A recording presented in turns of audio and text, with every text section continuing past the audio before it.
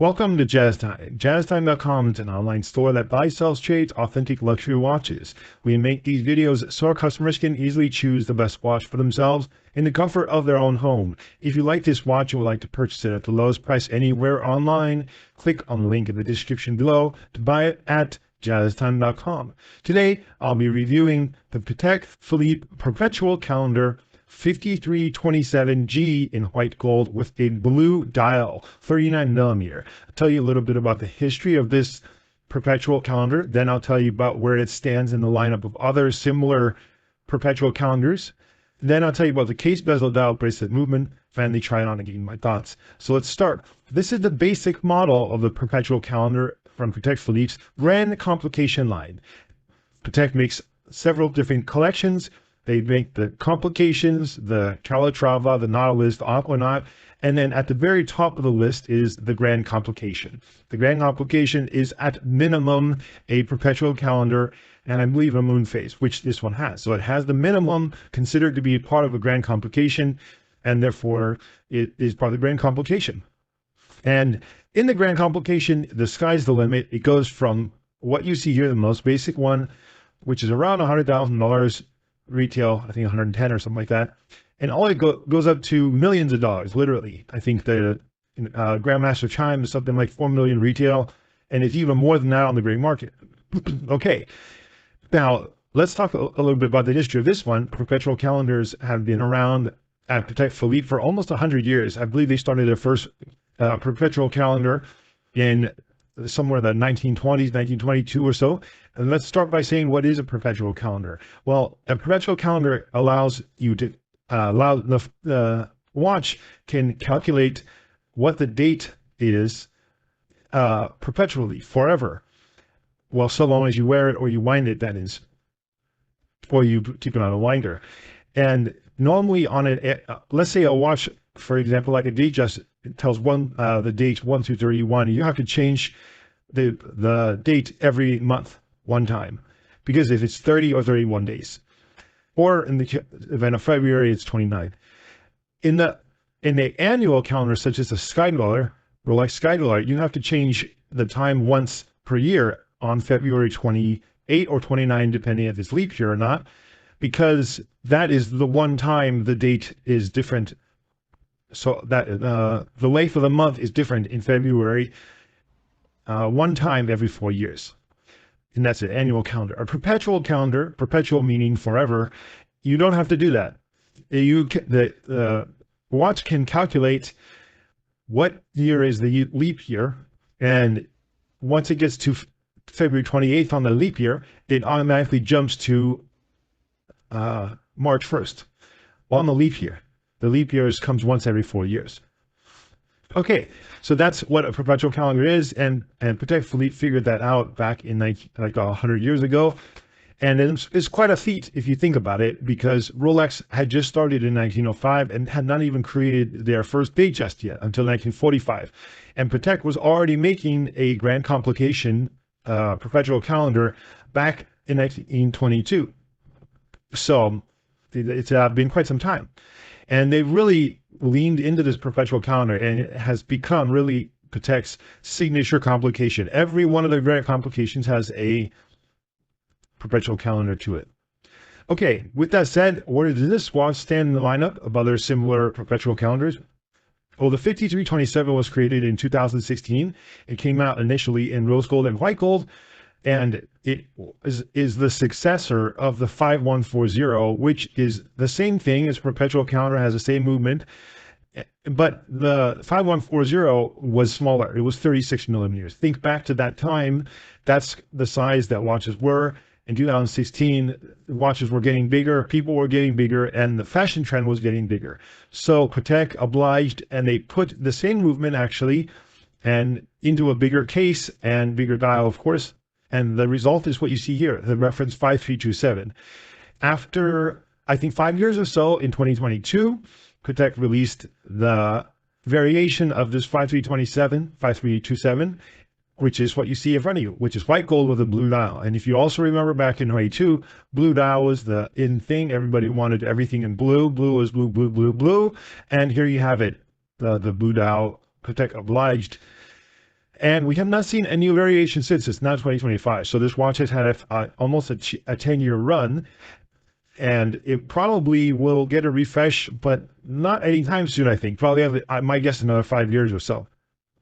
Because there's really nothing wrong with it. They'll probably do some more variations of it, different dial, different, maybe one in platinum, maybe one in I don't know, something else. But yeah. Okay, so this is their basic perpetual calendar, and you heard a little bit of history of this one. This one is the white gold with a blue dial. And I'm sure they'll make some more variations before they stop it. Okay, now I'll start talking about the watch itself. So I'll start with the case. The case is 39 millimeters. It's up from the previous generation, which was 36. Now at this nice 39, it's a very good size. Much better than before. And I think 36 really was just too small. I have a 7-inch wrist. A lot of people have 7-inch wrist. It's a very average men's size. The 36 really, honestly, just too small. And Patek realized that, and they don't make it in size 36 anymore. They don't actually make, I don't think, any of their grand complications in size 36, because it is just really too small. It's hard to read, and it does not look good when it's so tiny like that. The height of it is 9.7 millimeters, thin, but not terribly thin. And I would not say it's definitely too terribly thin, because if you look at other perpetual calendars from other brands such as Patek, Audemars Piguet, they also have a height of somewhere around the 9-10 millimeter range for the perpetual calendar. So it doesn't seem like it seems about right. And you don't want it too thin anyways, right? Okay, but let's talk about the case and see what is special. Well, what stands out to me immediately is the way that the lugs are. You see, these are scalloped lugs, which you might think is not a big deal now that we're in 2025, but back in 2016, I don't believe that there were any other watches that had this scalloped lugs. Right now, the Audemars Piguet Code 1159 does have scalloped lugs, but that didn't come out until, I think, 2018 or so. And so when this came out, it was one of the only, I believe also the 5905 has scalloped lugs, as well as the 5205. These are all have scalloped lugs, but those came out around the same time. So scalloped lugs is something fairly new, at least within the last 10 years or so. And it gives the watch quite some depth, and really does look quite nice if you ask me. And also, of course, it's in size 39. Now 39 is a great size. For dress watch meaning you wear it with a suit, tuxedo, something in a dress fashion. And it's not meant to be a sports watch. It needs to be thin, sleek, fit under the suit cuff, be not too in your face, So 39, it really is a perfect size. They do this size for their Calatrava. Rolex does it for their 1908s. I mean, it's just a great size. Thin, but not too thin. Small, but not too small. Okay?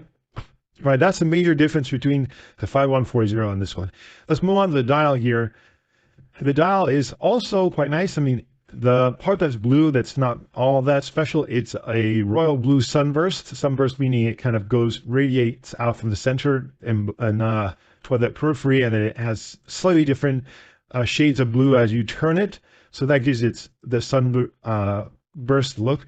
But what is kind of cool is it has gold applied Breguet hour markers. So these hour markers, the numerals, they are Breguet. They call these numbers, they look like Arabic numbers actually. I would just call them Arabic numbers, but maybe they want to call it Breguet because it sounds fancier. And they're done in white gold. So that part is quite nice because, these Breguet hour markers they're nice. They're good, nice to look at. Arabic numbers. And that's how all the other 5327s are. The white gold, the yellow gold are all like that. And yeah, looks pretty awesome actually. And not a lot of them are like that. A lot of them are usually the baton or the index markers, that's the most common. Okay, let's move on here to the, oh yeah, I guess I should tell you what these things do, okay? So up in the right-hand corner, this sub-dial is the month, January through December, and the little sub-dial underneath, so the shorter hand, 1, 2, 3, 4, that signifies the leap year. So when the leap year, whatever leap year it is, whatever day has 28 days in February, you place this small hand on the 4. And that is the leap year. 4 is the leap year. And then 1, 2, 3 are not leap years. They have February 29 to them. So that's how this system tells. And then, of course, you have the moon phase at the 6 o'clock. You have the date 1 through 31 with that long hand on the 6 o'clock. And then on the right, on the left side, you have the day, Monday through Sunday. And then you see this 12, 18, 24. That actually is the 24-hour indicator. So the shorthand goes around.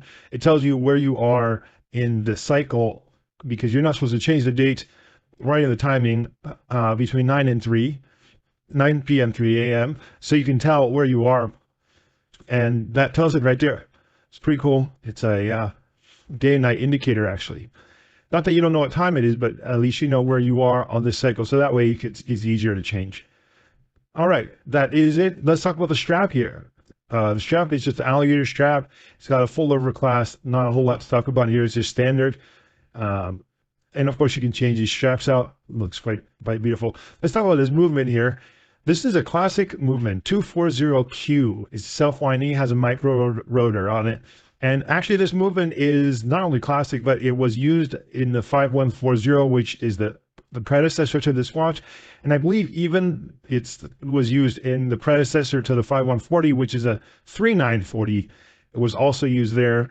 And I believe there's no reason for them to not use it. It's a great movement. They've been using it in, I don't know, for a very, very long time.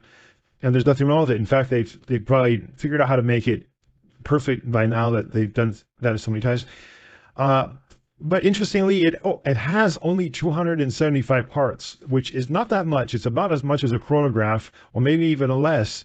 So yeah, it's complicated, but it's not overly complicated. A time and date only might have like low 200s, and you add like another 75 parts for this perpetual calendar. So it's a complicated watch, but not that complicated. I would say not any more complicated than a chronograph. But anyways, there you have it. It has a power reserve of 38 to 48 hours, although I suspect probably over time, Patek will have to up that, change the movement, and raise their power reserve to match other brands such as Audemars Piguet, Rolex, etc. Okay, that is it for the movement. And by the way, it's the same movement that they also use in the ladies' perpetual, as well as, yeah, the ladies also has a perpetual, so they use the same movement. Okay, that is it's okay. Time to try this watch on my wrist. Now look, this watch, I'm 200 pounds. I have a wrist size of 7.5 inches, and I weigh 200 pounds. So what do I think about this watch? Well, you know, first of all, it's a grand complication, so that makes it quite grand and very beautiful watch. It's a very nice dress watch that is expensive, nice, beautiful, but is not so expensive like some of the other grand complications that can be starting like, you know, 150, 200, you know, and so on. This watch is retailing for 110, and we're selling it at jazztime.com in the 70s. So that part is what's crazy. It's selling in the 70s. Sometimes in the 80s, depends. But 70s, 80s, call it that. And that's quite a big discount. It's what, at 30, almost 40% off a list. I mean, where can you find that, for, especially for a grand complication? Yes, it's not the most crazy looking watch, but remember, this watch is not meant to be, you know, outlandish. They make other watches that do that, such as the Rainbow Aquanaut or whatever. But this watch is meant to be, you know, worn in with a suit, in which many men do wear, or it's meant to be worn in a classy atmosphere. And so they make very understated watches. So it looks great. The price point really sticks out and is quite good. And so I'm definitely going to give it 2 thumbs up. I like the new case. I like the new size. Blue is a color that you can never go wrong with. And yeah, and getting it at a discount definitely makes sense. Now, if you had to pay $110,000 plus tax, $120,000, I say, no, this watch is no good. But you pay $70,000, $80,000 for it at jazztime.com. Definitely now we're talking, because for $78,000, actually, Patek is selling their complications for that price. So you're getting a grand complication for the price of a complication. As long as you buy it at jazztime.com or on the green market, then it actually makes sense. So yeah. So anyways, check it out. If you want to find out more about the watch you just saw in the video, you can just click below on Show More to see the full description. Then you can check the link next to Model as seen in video, click on it, and you will get to the proper page where you can see all the details. If you're watching on a mobile phone, you have to click on the arrow down on the right hand side below the video to see the full description. If you like this video, please give us a thumbs up. If you would like to share this video with your friends, you can use the share button below and share it on any platform you like.